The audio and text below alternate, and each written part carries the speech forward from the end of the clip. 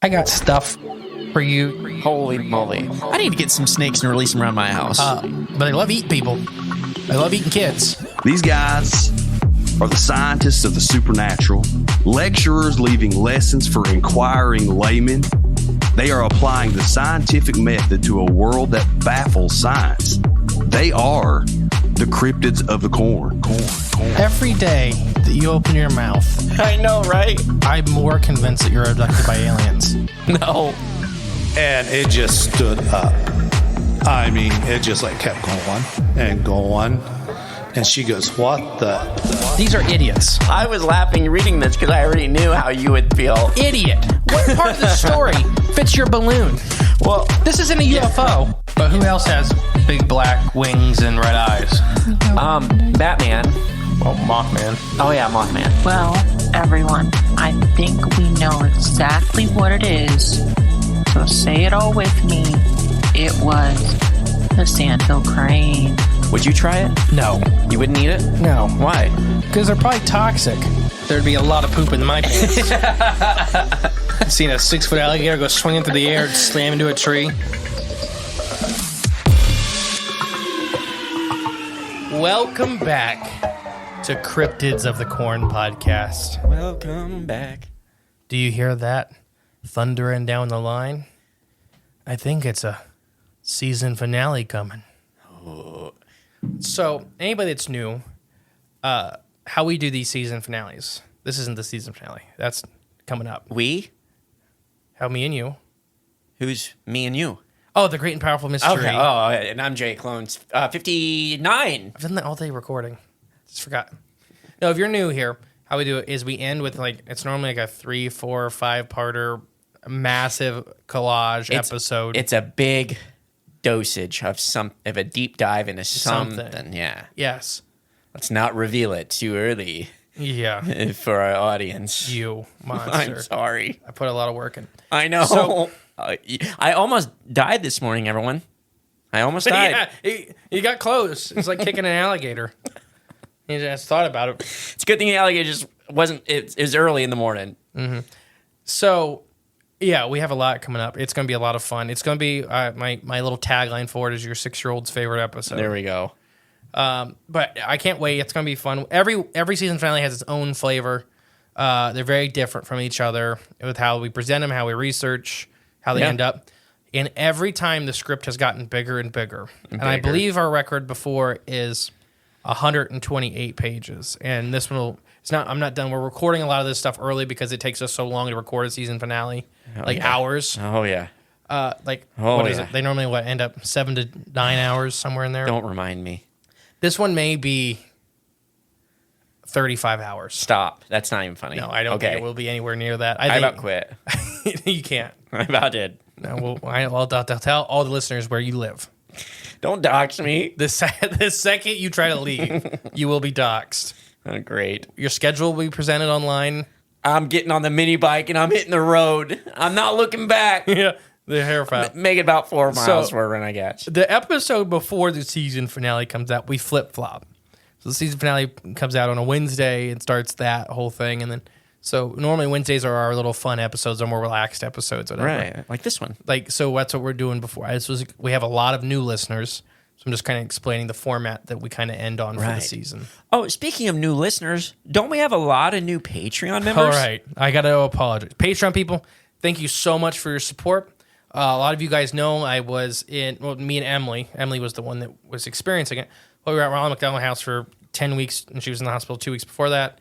And we just got home, middle of May, so we spent all June home. We're just getting our wheels back to spin. Right. So as I was looking at Patreon shout-outs, I did not realize how many there were. Well, we forgot to acknowledge them being up there. Everything, we were out of our element. I didn't have access to it. That's true, too. I didn't have access to who is in it. Right. Because I have access to Patreon on the laptop, but not the full thing. Right. No, whatever you want. We want. weren't at home base. Yeah. So I was getting ready to do that for this episode. I think we'll do it kind of maybe in the middle. Okay. Or we'll spread it out. Okay. We'll do chunks. All right, cool. So Patreon, the first go, and if I'm reading some of these, because I think some of them I've already read and some of them I may not have. but let me get set up. Yeah, sure. I mean, because it's been a minute, so I know you got to scroll down just a little bit because we got a lot of new members. Yeah. Since March, yes. Since March. Okay, so we're in, as of recording right now, we are in July. So I may have read some of these, but we're just going to buzz through these guys. It is my mom's birthday as we record this right now. Is it really? Yeah, it is. I'll have to call Vicky after. Too much pizza sauce. Thank you. Thank you. Too much pizza sauce. Cody, thank you. Thank you, Cody. Nick, thank you. Nick. Kojo Johnson, thank you. Kojo Johnson, all right. Charlie, thank you. Thank you, Charlie. Jenna, thank you. Thank you, Jenna. Manly P. Hall, thank you. Oh, no, Manly P. Hall. I didn't know he was... it's an honor having you in here, Manly P. Hall. That's what we'll stop for now. Okay, that's a good one to remember to stop on. Yeah, Okay. that's why I did it. I picked one that I could remember. I think I have a Manly P. Hall book at home. I can't remember. Oh, never mind. So, yeah, we're going to have fun. If anybody's not familiar with the fearsome creatures of Lumberland lore and those kind of things, there were a lot of fun. Yeah, like the Snolly Goster. It's not like Goster. Yeah. Not Gaster. Right. Goster. The Squonk's probably the most famous one. Probably. Thanks to people like Cryptid Comforts putting it on and Squonkapalooza and like made it definitely a phenomenon. Right. Some other fun ones. The Snow Wasset. The Snow Wasset. Yeah, that was a fun one. It's I mean, They're all fun. They're all fun. But it's mixing in folklore, lumberjack folklore, and just some tall tales. Tall tales and what we discussed kind of explains some natural phenomena, perhaps. Yeah, and I think they're almost all these have whatever you want to call it. Rooted in reality? Somewhere, yeah. Yeah. And like the Arkansas Gowrow. Gowrow. Or yeah. When you say it in the Arkansas, Gowrow. Yeah. The Arkansas Gowrow. The Gowrow. Gowrow. Now it's spelled Gowrow. So when you say it, you got to say it like with Gowrow. The Gowrow. Gowrow. Gowrow. So Arkansas Gowrow. Bardo Martius. Carboreus. Oh, it has a Latin name? All the fearsome creatures do. That's true. Yeah. I forgot. It is said to live in the caves of Arkansas, mainly in Searcy County. We've talked about the caves in Arkansas. We have. The giant the Ozark giant killer centipede episodes, the live shows we've done. Yeah. Yeah. The Gowrow Get the also t-shirt. lives there. Yeah, the t-shirt's one of the fun ones. It has 2 tusks on its head. And it's about 20 feet long. It is the name this because of the horrible Gowrow sound it makes when it kills its prey. I think that's the same. You ever seen that show, what Swamp Monsters? Mm-hmm. Is that what it's called when they're hunting the alligators? Swamp People. Swamp People, that's what it is. You don't go have a real Cajun accent. Troy. Sounds like he's saying go bro. So there's a difference between like Creole That's what and Cajun. Oh. There's a difference. Okay. There's a YouTube documentary on it that does it really good of explaining. Okay. I didn't know. It's like turtles and tortoises. Yes. One is the other, but the other one is not always true. Gotcha. Like, you know what I mean? Mm-hmm. I can't remember which one he is. Oh, okay. Because Creole has a lot of French and stuff. Like Cajun is different influences. Right, yeah. And Different spices. Creole's from, I think, like forced poverty. Like there's a lot of history in the word Creole and Cajun. Like, okay. Like it's not just saying, it's like. Is Gowrow Cajun or Creole? I'm kidding. It's not even either because it's not Louisiana. Oh, yeah, it's Arkansas. I'm a little off. A little, yeah. That's close. So, the Gowrow is one of several fabulous monsters reported in Arkansas's popular lore. May owe its origins more to the journalism than traditional narrative and folklore beliefs. Okay. So this may be more of a creature created by the newspapers, or its mythical status versus actual folklore in like word of mouth, oral tales. tradition. Yeah. The principal documentation of this creature's existence is a story that appears in the Arkansas Gazette of January 31st, 1897. Apparently written by Elbert Smithy. Elmer Burris provided the illustration, and everybody hasn't seen a picture of a Gowrow. Look it up. It looks like a chicken had a baby with an alligator that had a baby with a cyclops. Interesting.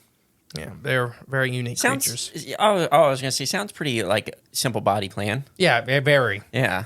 Yeah, just It's an amalgamation monster. Inhabiting that niche. There you go.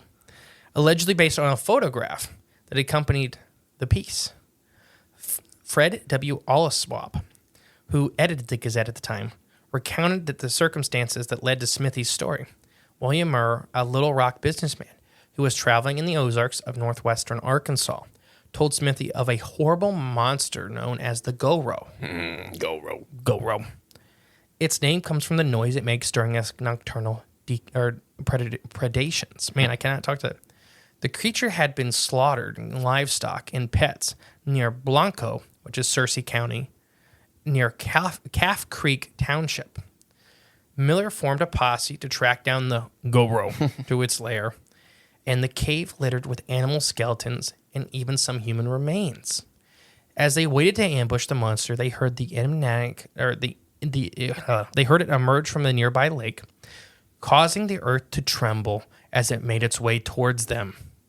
The Gowrow perished after several volleys from the posse. Before its death, it ripped up several trees, tore off the legs of one of the posse members.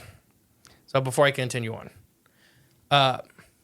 the Ozark Mountains, we'll come back to it and talk about it a little more and stuff like that. Have several of these creatures. Do you remember when we did, I don't know if this was this season or last season, but do you remember when we talked about the Ozark Blue Man? The Blue Man? Yeah. Oh, vaguely. Well, remember, he wasn't blue. Right, yeah. He was, black-haired creature. But same thing happened to him. Is a posse got together and tried to murder it. Okay. Why are Arkansas people always getting into posses? I love Arkansas to death. Yeah. I go to Millwood Lake. Ashdown, Arkansas is one of my favorite towns I've ever been in. Mm-hmm. There ain't a lot to do. So getting into posse is just kind of like... If there's a monster, you're like, let's go chase down this thing and try to kill it. Sounds like fun. I watched several guys in Arkansas manhandle an alligator, a living alligator. They didn't shoot it or nothing, but the alligator ran from these guys. Yeah. Oh, yeah. I mean... People in Arkansas are their own unique breed. People are the scariest creatures on Earth. But yeah, so it's another thing. And then you get almost some bunyip kind of stuff with it. Yeah. A season opener where you have rising out of the lake, this big, long creature, horrible description, as in it looks horrible. Right, yeah. No, to me, so far, it's really, really bunyip-esque. Mm-hmm. So maybe a bunyip on vacation. Oh. The examination of the remains revealed the creature to be 20 feet in length with 2 tusks, extremely large webbed feet ending in claws, a short row of horns along its back, a long, thin tail that was bladed at the end. Dang. Now, this description's 1897. The blade, I think, means flat. Right, okay. A big flat tail in the end. The tail goes from being fat to flat. Right. I'm trying to think what an example, and I can't think of something. Well, there is a good example of this, but we'll save that for later. Oh, I was going to use a Pokemon or something. No, there's an animal that looks like this. Okay. Let me read the description again, so I want you to see if you can figure out the animal. Okay. So 20 feet long. Okay. This thing has 2 tusks on its head. Large webbed feet ending with claws. A row of short horns running down its back, and a long tail that thins into a blade at the end. Once I say it, you're gonna think you're gonna feel stupid. Dang it. Is it some kind of salamander? That's a good guess, but no. Let's move on. So William claimed to have sent the body to Smithsonian. Yes. Oh my gosh. That's What did I know? Because they always go to the Smithsonian because you work for the Smithsonian. Not this one. That's my brother. That's my brother. Number 3. No, so William claimed to have sent the body to the Smithsonian Institute, but it never arrived at Washington, D.C.'s museum. Allswap dismissed the account, saying it was a great fake, probably a fundamental in fiction. Saying that the guy told him a good story, right? And then it just didn't show up. Yeah. Well, the Smithsonian. Let's talk. I mean, before we move on with the Gowrow. The Gowrow. No, I mean, what all have we talked about the Smithsonian over the last several years? Is that is a common thing, especially in the early to late 1800s, of mysterious creatures on trains getting sent back to Smithsonian for whatever preservation. Mm-hmm. You know, it was just institute where people like, you got to send it somewhere. Right. You know, a lot of times we talk about with the Bigfoot body, when times Bigfoot's been killed, Right. where it starts rotting. And they tossed it. They throwed it off the train. Yep. He gone. No, so yes, I wonder if this is real, if that's what could have happened to this. You know, it's a 20-foot long creature. That's a big carcass. Right, yeah. DC and Arkansas are not close, No. and they're not modern day trains. Okay. So they go a lot slower. Oh, they do? Yeah. Are you sure? Over hills and stuff like that. Like now our trains like just power through it. Oh. Well, I'm thinking of like Back to the Future 3. That was Yeah. in like the 50s. Or no, it was in the 1800s. They got that thing going 88 miles an 88 hour. miles an hour. Yeah. I'm like, yeah, that's one movie fact I do know. There you go. No, so it takes a lot to get like it takes a long time to get from DC to Arkansas. Absolutely, yes. Still, if you're going 88 miles Right. an hour. Absolutely. No, so yeah. It's a long day. Just saying for maybe some hopefulness that this is real or some way, shape, or form, that why the body never made it Smithsonian. Mm-hmm. But we've also proven Smithsonian will lie to you And bury objects. about carcasses they receive. Right. Or dump stuff right in the river. All the mammoth bones. Yeah. Let's throw these mammoth bones in the river. And that diver went and pulled them all out. Right, yeah. Yeah. So Smart man. what do you think so far before I continue? I'm trying to figure out what the heck it is, but it just... You're going to feel silly when I get to the end. Web feet, and the bladed tail. Keep in mind, this is the journalism flair. In the 1800s. Yeah, 1897. Okay. My grandma was born 3 years later. Wow. I wonder if she ever seen a Gowrow. Gowrow. Didn't they write that song about with the Gowrow in it? Gowrow. This is that annoying chit chatter. Yeah. All those people comment about. Oh, okay. Which I think is the same person. Probably. And they still listening? Like apparently, we're that good. Another sighting occurred sometime before 1935. E.J. Rhodes heard a commotion in the deep cavern called Devil's Hole. You know what it was in the Devil's Hole? It's really cute that you're gonna defeat me with the power of friendship and all, but again, I am the devil from the Bible. He was in the hole? Yeah, because he's Devil's Hole. Oh.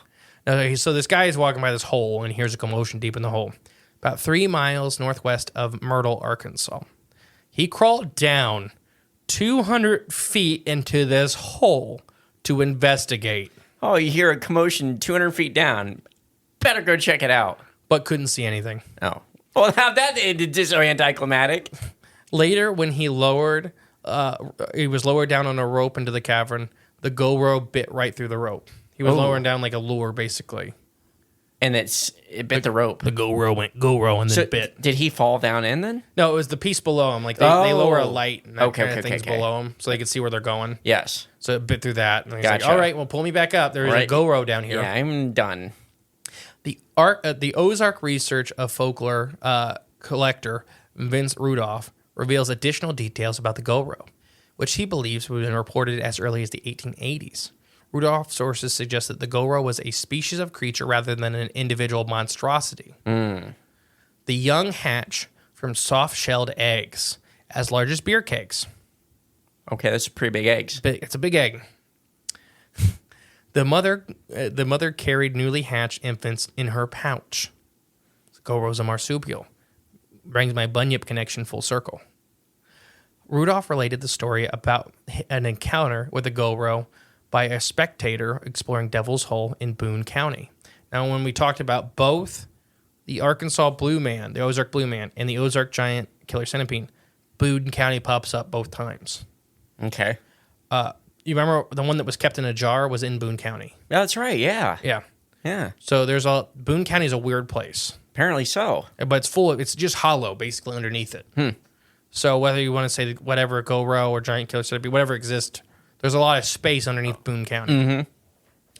He told someone from Mira, which is in Polk County, who claimed to have captured a Gowrow by enticing the creature to eat as many dried apples that it swelled to the size that prevented it to escape into its burrow.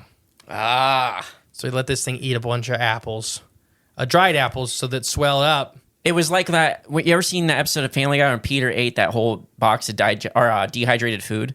No, but I can imagine. He ate the whole box. He's like, man. He's like, didn't fill me up at all. And took one sip of water, and he instantly swallowed up. He's, everyone leave. I have to poop.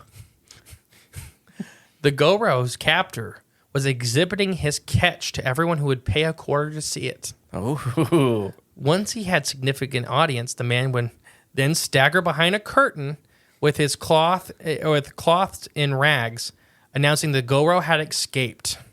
This sent a crowd into a panic without him having to produce an actual Gowrow. So let me explain that again. Oh, I think I understood what you're saying, but please, yes. So this guy he caught a big Gowrow by feeding it apples, Dried apples. and it swelled up. Couldn't get back in its hole. Put it in a hay. He did not chloroform it in its hole. No. Like, He just made it yeah, he made it too big. fat. Yes. So he put it in a cage. He has a Gowrow in a cage curtain. behind a curtain, and you can hear it snarling and rattling the cage. He walks behind the curtain, and he comes out, and his clothes are in rags. And he's like, the Gowrow has escaped. The Gowrow has escaped. Run for your lives. And everybody panics and runs away. After they already given him their money, Yes. their quarters. And he did this every night. Well, Remind you of anybody? of anybody? Any other cryptid? The exact same thing with the Hodag. That's right. It's literally exact same It's script. the exact same story. Which, as far as I can find, there are different times this has happened. Yeah. This was just a common thing that happened in North America. I And mean, it was a good way to make money. Yeah, I was going to say it's a sideshow salesman or, sideshow attraction. Yes. Creatures such as the Gowrow, adored in folklore of exaggerations that is often accompanied with the frontier. Though sometimes stories about them may be told as true, more frequently they're told as tall tales. In fact, Rudolph presents his material on the Gowrow in his collection as tall tales titled, We Always Lie to Strangers. That's his book he put all these cryptids in. Okay. All of his monsters and ghost stories and stuff. The Arkansas Gowrow made an official return in Lennon S. Sharp's The Piled Fairy book, in a chapter called The Green Gowrow, Killer of Searcy County. The chapter reads as follows. Mr. Williams Miller, a well-known businessman from the city, returns Friday to Searcy County. Miller tells a marvelous story of the discovery of his hereto unknown monster near the Blanco in Calf Creek Township. For some time, I heard many reports, more or less vague, of the presence of an animal in Searcy County, Miller said. But I placed no credence in the tales that were told. About 2 weeks ago, I was called to Blanco in an important business. I was determined to investigate the matter thoroughly while I was there. Immediately upon arriving in Blanco, I instituted inquiries and was amazed to find that people in the whole township and of St. Joe and Richland townships were in a fever of excitement over what they called the Gowrow, which was described as a terrible animal which slaughtered cattle, hogs, horses, dogs, and cats alike. Oh, my goodness. The Gowrow was terrorizing the community for several months, but through numerous attempts they had made to capture it, all proven unsuccessful. The animal would steal down the mountains at night and commence his predation. He would break into cow sheds and kill and devour every cow and every calf. Several times he had been interrupted in his bloodthirsty work and always managed to escape, carrying off at least one victim with him. Ooh. I inquired about what was called the Gowrow and was told it was an awful cry that uttered as it enraged in its devilish work. During the recent snow, a youngster who resides in the neighborhood discovered the tracks of a Gowrow while out rabbit hunting. Being alarmed at the size and particular shape, he fled into great constitution into the farmhouse and notified the inhabitants of the presence of these tracks. We formed a posse, armed ourselves with shotguns and Winchesters, and started hot pursuit of the Gowrow. We found that the tracks were difficulty for miles through the fallen snow as it disappeared into a riverbank. The monster eventually entered the river and escaped pursuit. The diligent search was made of the riverbanks for numerous miles, which resulted in the discovery of numerous caves that were nicely concealed under shelf rocks. So we talked about that in rivers, where there's like caves right under the waterline. Yep. This completely hid by the thick clumps of cedars and here to escape the notice of its inhabiting the county. The ground was moored smooth on the water's edge, and they entered the rock as though a huge body was repeatedly dragging over this spot. We soon secured the lights, wood torches, and no doubtedly entered the caverns, where we confounded by the sight which made us particular hair stand on end like quills on a frightful porcupine. As the flickering light of the pine knot illuminated the darkness of the cave, casting distorted shadows along the snaggle rocks, there grinning at us countless skeletons and skulls of all kinds and sizes, many with them eventually of those unfortunate human beings who have disappeared, while others seem to belong to horses, sheep, hogs, and dogs, wild animals, serving dignity repast the Gowrow at some time. We hastened out of the cave and concealed ourselves behind large boulders to await for the monster's homecoming. Wait, don't laugh, because it makes it harder to read. We had waited probably in half an hour when we heard a protuberance splashing in the river and thought through a great storm. We thought it was a great steam wheeler steaming as it approached. But the next moment, a huge body of a slinky green hue dragged itself out of the water and began waddling towards the cave. Shall I attempt to describe it? The head was protuberous in size and resembled somewhat of a man, only with two enormous tusks projecting from the lower lip.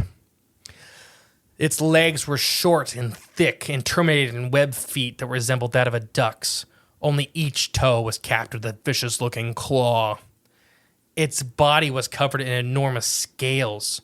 Its back were bristly, were sharp horns that came to abrupt end near the root of its tail. The tail was thin and long and was sharp as a bone at the end. The Gowrow could wield as a sickle when it was enraged, which provided a formidable weapon. Just at this point, I got in the snapshot, which I printed in the article, which my Kodak, and I gave to the command to fire. The men fired a volley. The smoke cleared away, and we saw the creature withering in its throne of death, but it died hard.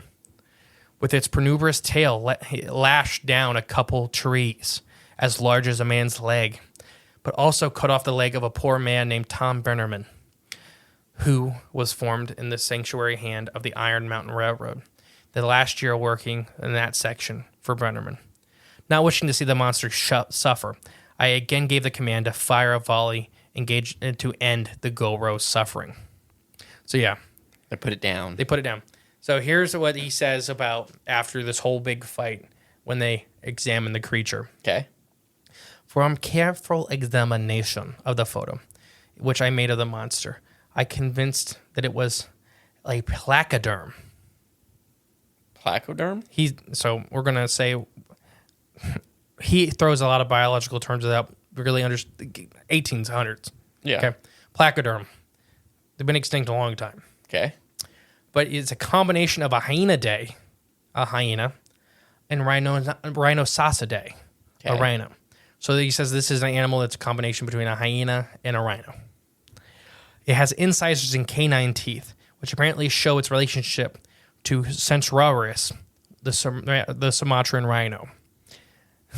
They're not really like tapers or nothing, right? Rhinos? Yeah. No, not really. Okay.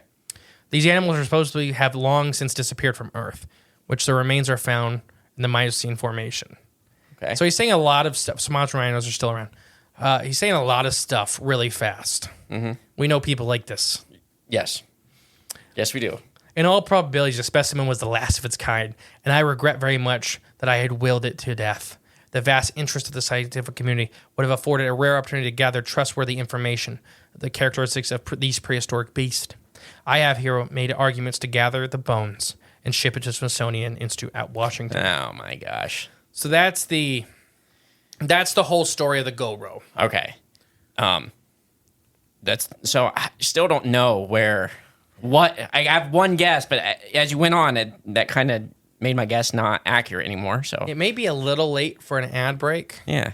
But let me finish our names. Yeah. Okay, where was it? Patreon names. Our other Patreon members. What do we got here? Key? Key? Barsral? Thank you. Thank you. Brian. Thank you, Brian. Jacob. Thank you, Jacob. Okay, not Brandon. Brennan. Brennan. Thank you, Brennan. Ohio Ranger. Ooh, Ohio Ranger. Dingo Flamingo. Oh, I love that name. Dingo Flamingo. Josh Clark.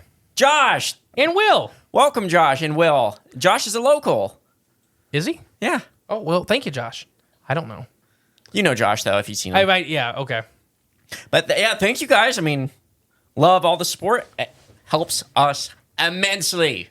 I thought for a second I had myself muted for that entire thing. I was like, oh, yeah, this sucks. Good thing I repeated them. Yeah.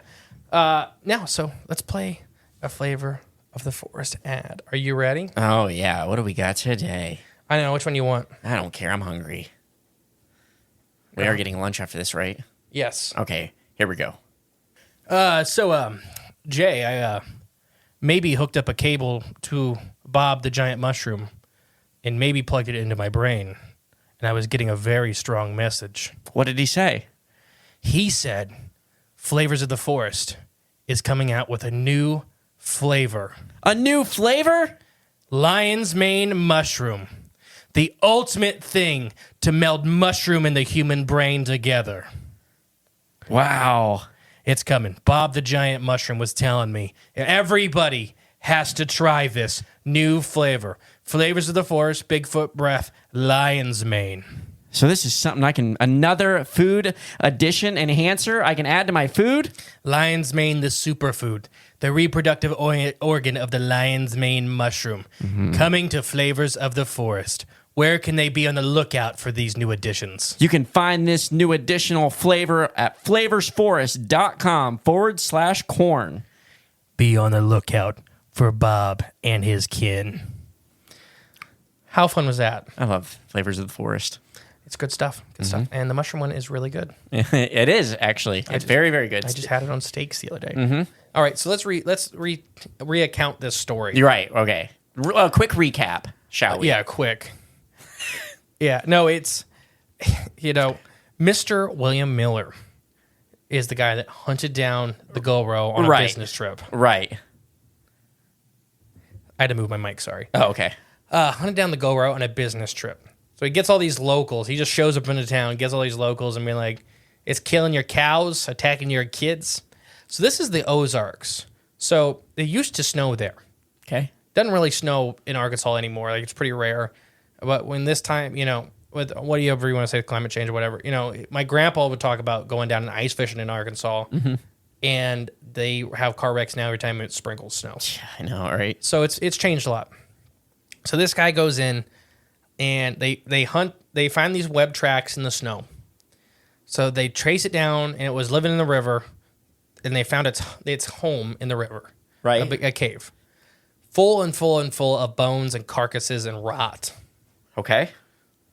So they get there, and they're like, okay, let's set up outside, and we got to wait for the Gowrow to show up home. He describes it pretty good. About 20 feet long, green in color, bunch of horns along its back, long flat tail, big head.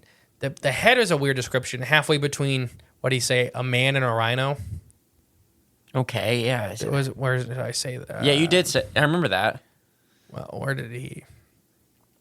Where does that have a man only with two enormous tusks on the lower lip? So teeth outside of the jaw. Right. Yeah. Comes in. They shoot it to death a whole bunch. As it's freaking out and dying, it breaks a whole bunch of trees and cuts a guy's leg off with his tail. And then he feels bad. And then he shoots it a whole bunch again. Yeah. Then he says it's a placoderm, which has nothing to do with anything. Like, a placoderm is like I'm looking it up right now. old style fish. Okay. Like, long time ago. And he says that's a combination between the hyena family and the rhino family. Okay. So he says just a whole bunch of things. Then he says it has to be, probably because it has, how its teeth are, is it has to be related to Sumatra rhino, which is extinct, which they probably believe it was at the time it's still around. Right. So yeah, then he sent the bones to the Smithsonian. Dude, I looked up a placoderm. Okay, I should Show me. These creepy fish looking. Yeah, like old donkeys fish. are one. Yeah. Armored, like big Yeah, head fish. like armored. Yeah. They had different body plans. Like they were 3 instead of 5. Okay. So like fish have the 2 sets of main fins and then the tail. Yeah, he's just odd looking. They're odd. But he said that's which is a hybrid between a hyena and a rhino. Okay. Yes. What do you think of this story? Like, what do you mean? What do you think of this encounter? Like, do I believe it? I mean, no. So the Gowrow. No. So this is the Plaid Fairy Book. I've never heard of the Plaid Fairy Book, but it's Lyndon S. Sharp's book, the Plaid Fairy Book, and this is where this story comes from. I think it's a good story. Yeah. It's I mean, fun. but 100%, don't you get bunyip vibes? Yeah. This whole story, when we talked about people hunting the bunyip, we talked about all this. It sounds very much like a bunyip. Even this big aquatic monster, the big flat feet, coming out and whatever. It really sounds like a bunyip. So you have no guess what this animal could be? My guess, first, like crocodile. That was my first guess. Okay. At some point, I was thinking like maybe platypus, like giant platypus. Okay. Or some type of giant beaver. But I don't know. No, I mean, we talked, I think that was the Yukon Beaver Eater was a Patreon episode. Yes, it was. But giant beavers are a real thing. Right. Castroides got huge. So I'm trying to think. That's about all I can. Let's get muster into up. some possibilities. Let's say this is even real. Because we know with the Lumber lore cryptids, a lot of them were made up to explain natural phenomena. Like Slide Rock Bolter is a perfect example. We did that in the live show, explaining that how the sheetrock out there would like crumble and whole cities would disappear overnight, towns. And they also had the floating lights up in the mountain. Yes. That look like eyes. Yes, the bioluminescent stuff and stuff. Like, yeah. So they reverse engineered a monster to fit the natural destruction and phenomena they were witnessing. Yep. And that happened a lot with the folklore cryptids, like the squonk. We talk about that a lot. Right. With the big puddles, bugs breeding, this group of bugs. All you see is a big puddle Foamy puddle. Yeah. Like it looks like water that's all foamy. Right, yeah. And they reverse engineered a cryptid to fit that. Exactly. And a lot of folklore pieces though also talk about dangers. We talk about that a lot with security and stuff like that. With like if you tell kids the river's dangerous, they're still going to go down to the river. Right. If you make up a big scary monster, they won't go down to the river. Right. So this could be something like that. The old folklore, the Gowrow is associated with the rivers a lot, and some of these caves that could be very, very dangerous for kids. Right. So it could be a folklore thing for that to kind of keep kids out of there. So you don't get your leg cut off. So that's my first one. It's classic example of Ozark folklore. Why are so many dogs suffering from health issues? Actress Katherine Heigl, who's helped save over 16,000 dogs through her foundation, says she's seeing some more issues with dogs' joints, odors, and health than ever before. And after doing a ton of research, she feels there's one place we can look to support any dog's health: their food. So she's decided to create something she could actually feel good about feeding her dogs. It's called Superfood Complete. Superfood Complete is made with over 30 of the healthiest ingredients on the planet, including several superfoods vital to your dog's health. Badlands Ranch also sponsors the Jason Debus Heigl Foundation, which has helped rescue thousands of dogs and place them in loving homes. Dogs across America are trying this food and experiencing amazing health benefits. My dog Grace loves it. She just gobbles it up. Go check out Badlands Ranch. You can get there at badlandsranch.com/Corn Crew and order right now to get up to 50% off your regular priced order with a 90-day money-back guarantee. If you want your dog to experience all these incredible things, go to BADLANDS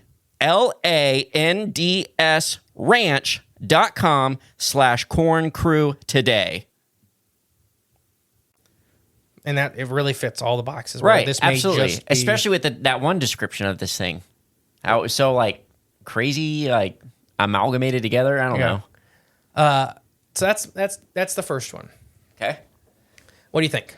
Yeah. I mean, I'm on board with that. Next one I got for you is a crazy cave critter Okay.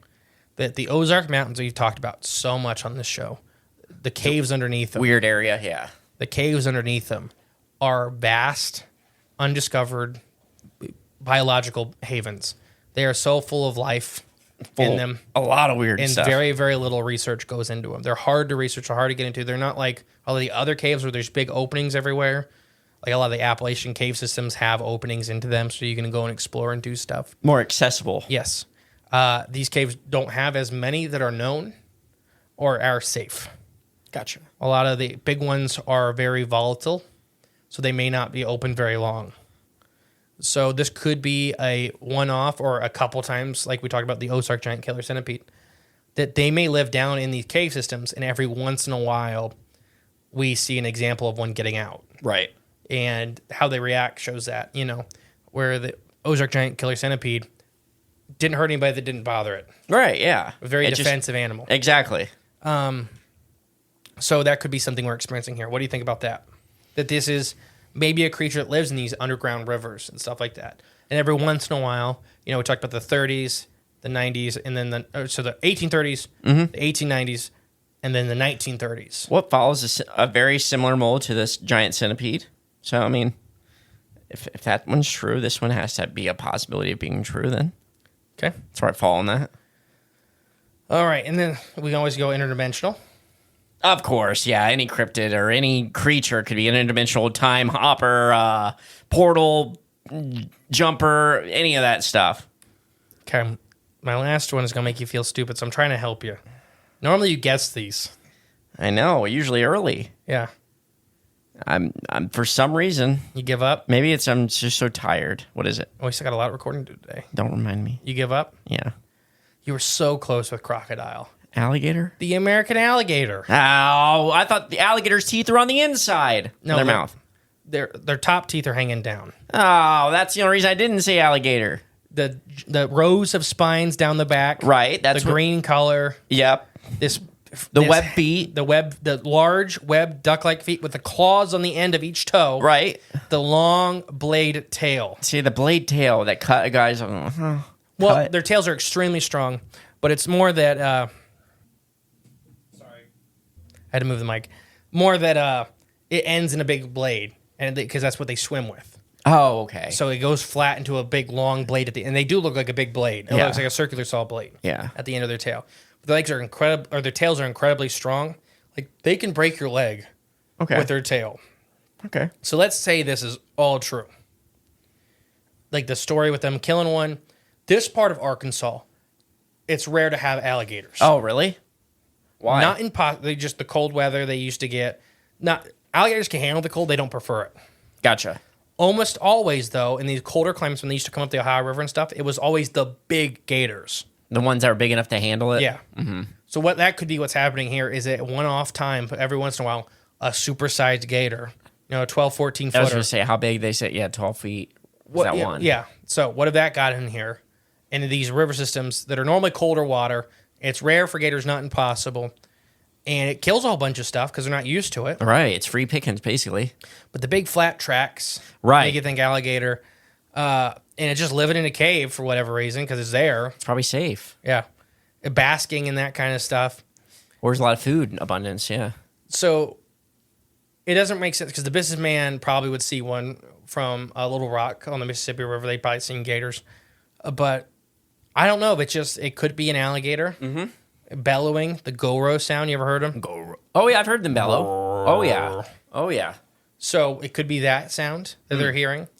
And that this population of people, alligators are rare for them. Right, they're not especially used to them. supersized alligators. Mm-hmm. We're talking over 100-something years ago at this point. Let's see. Actually, the first encounter was almost 200 years ago. Right, yeah. It was 1830s. The first story the very first one? Yeah. Yeah, okay. 1890s is the really popular one. Right, yeah. So 130 years ago. Yeah, that's crazy.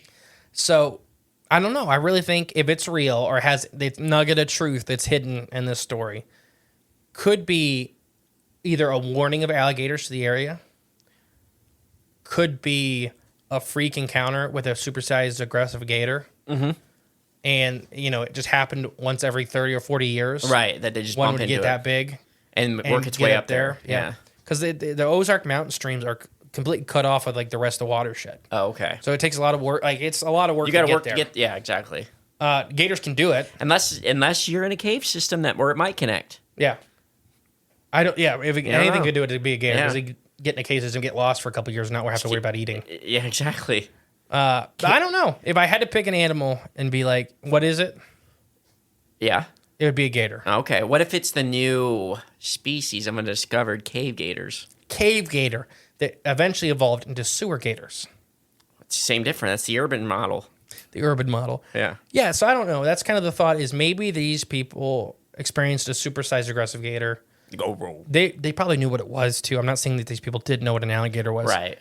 But to help maybe with either like the folklore side of it then takes hold. Mm-hmm. You know, it wasn't a gator, it was a Gowrow. Right, it's different. Or even the folklore, people retelling the story and they changed it. And maybe they couldn't understand their accent. And they were saying gator the whole time. Gator, Gowrow. And they're like, Gator, Gowrow. He's saying Gowrow? What are you saying? It could have even been a colloquial name for gators. Yeah, it could have been, yeah. I don't know. There was a weird name for him in Louisiana one time I heard. I can't remember now. Snooki. Well, Snooki was an individual gator's name. Oh, yeah, and that was Arkansas. And that was the biggest gator I've ever seen in my friggin' life. Yeah, in person? Yeah. Yeah. I don't know how big it was. I was in a 12-foot boat, and it was bigger than the boat. Yeah, that's awesome. It sounded like a Mack truck when it hit the water. The water, yeah. So awesome. I don't know. I kind of wonder if this is like one of those gators. So my crocodile thing was close. Yeah, yeah. I just thought crocodile because I thought the teeth were on the outside. It's the only reason I said it. And the tusk, that's why I thought that. Keep in mind, and I'm not saying anything about the people that experience this. They probably know what a gator was. That folklore in the newspaper, you know, there's a lot of people there before it gets to us in modern day. It passes a lot of hands, and the game of telephone changes the story. Mm-hmm. You know, so I could really be a gator, a huge gator that they were warning their kids about. Right. That lives in the caves. That normally they don't. Yeah. Normally they're not up there part of Arkansas. Right, yeah. They can show up anywhere in Arkansas, don't get me wrong, but they're rarer than the rarer Gowrow is rarer. Wait, yeah. I don't know. I kind of think it could be a gator, and they made the folklore. The rarer Gowrow. Now you do sound Cajun. You're slowly converting. I don't. Yeah. Anyways, what do you think? I know I'm with you. That's what was my initial hunch. The one thing at the end that threw me off though is when you were mentioning the snow. Then I'm like, oh well, then it can't be, a gator. They slow down, sure. But if it's just a sprinkling of snow But then you mentioned, if it's of significant size, okay, that makes a little more sense. And yeah, and this is, and once again, everybody at home, this is a relaxed fit episode. This is just relaxing before the season finale gets rocking and rolling. Right. But just fun flavor here. Gowrow. It's a cool one. It is. The fearsome Lumberland creatures are always a lot of fun. Some of them have a little bit more merit than others. Like, when I first picked the Gowrow, I kind of just went through the book and just picked one. Mm-hmm. No particular reason. And then I started researching the Gowrow. And this is one, to me, has a little more credibility than most in the book. Ooh, okay. Because it could be a giant alligator. Right, yeah. All these things that the Gowrow did, like the amount of death, the breaking into a barn was probably exaggerations. Yeah. Taking a couple cows? Sure. You know what I mean? When the cows come down to the river and stuff like that. Yeah, I've seen that. Grab water buffalo. Yeah. That's crocodile, but same difference. Very different animals. Turtle's tortoise. No. But yeah, I think the Gowrow, if it is real, if there's any chance of it being real or whatever, most likely is a big alligator that people experienced. I think I'm with you on it. All right, so the next time you'll hear us will be for the season finale. So I hope you are ready. Buckle up, because this is going to probably be a while. Pray for us. Please. Thoughts Everybody and prayers. loves when we get really tired at the end of them. I'm like, the Mothman. There's no need to feel down. You're safe now. I have been the great and powerful Mr. E. And I have been Jay Clone something. We'll catch you next week, guys. Bye. Hey guys, thank you for listening to Cryptids the Corn podcast. Remember, the best way to support the show is share it with a friend. But if you are craving more of the J clones and more from Mr. E, there's always extra content on Patreon and our paid member space on cryptidsofthecorn.com. We'll catch you next time with more exciting, fun, and informative information. Bye.